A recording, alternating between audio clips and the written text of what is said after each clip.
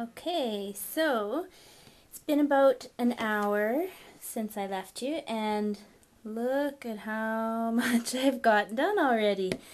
I can tell you, if I were just using a pair of knitting needles, I'd probably be way back here somewhere, and it definitely wouldn't look this pretty. So I wanted, before we finish up, I wanted to give you a couple of tips. And let you know about some things that you don't have to worry about at all when you're doing this. So first of all, I probably should have told you last week, when you were making your spool knitter, you can wash off the black marker before you start using it, especially if you're using a light colored wool, because you don't want it to come off on your wool. If you're using dark wool, it doesn't matter that much, but it will eventually all come off. You just don't want it to come off on your wool. Secondly, you don't need to worry about your tension too much with a spool knitter, except when you're actually knitting. But as you can see, when it comes out the other end, you can pull it and stretch it, and you can sort of make it even down when you're finished with it. But if you're not careful, while you're knitting, if you pull it too tight, it's going to be really hard to do the next row. So what I usually do is just give it a little tug out the bottom once you've pulled it over. So I pull over my wool and just give a little tiny tug so that it's got a little bit of give and some looseness there. And then it's not so hard when I come back around the other way or on the next round. The other thing I just wanted to mention really quickly is that you don't have to worry about losing your space, or you don't have to focus 100% of your attention on your spool knitter while you're knitting.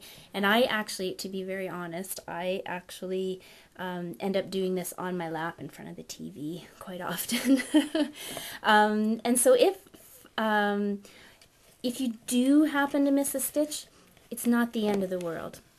So let's say I wasn't paying attention and I accidentally went across two and I just pulled the wool.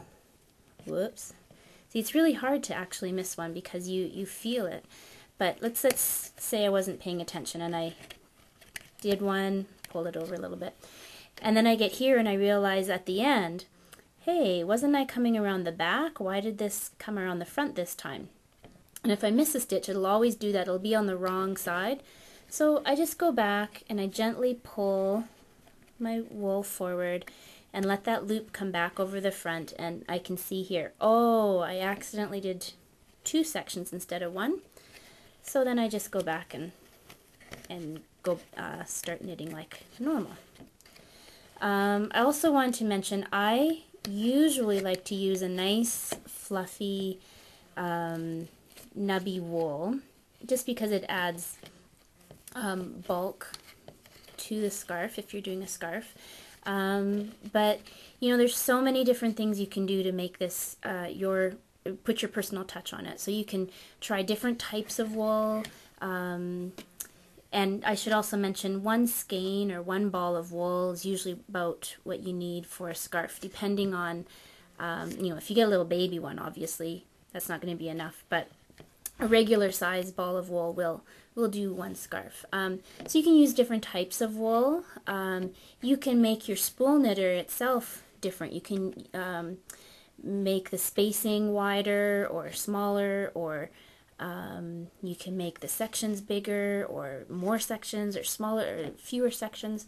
It's all up to you, and just use your imagination and try different things out and have fun with it and see what you come up with. And over the winter, if you guys are having fun with this and enjoy it, I'll show you other stitches you can do, because believe it or not, you can do what looks like a purl stitch on here.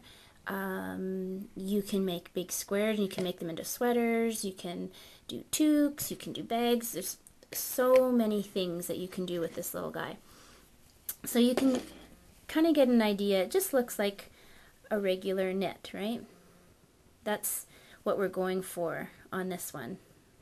Nice and thick, and it ends up just coming out nice and even, which I love, because like I said, if I were using knitting needles, it never would come out like this. It would be a mess. So this is much easier. So I'm just going to finish up what I have left on my wool, and then I'll show you how we, you can say cast off, but it's so much easier than that. And we'll finish up our scarf.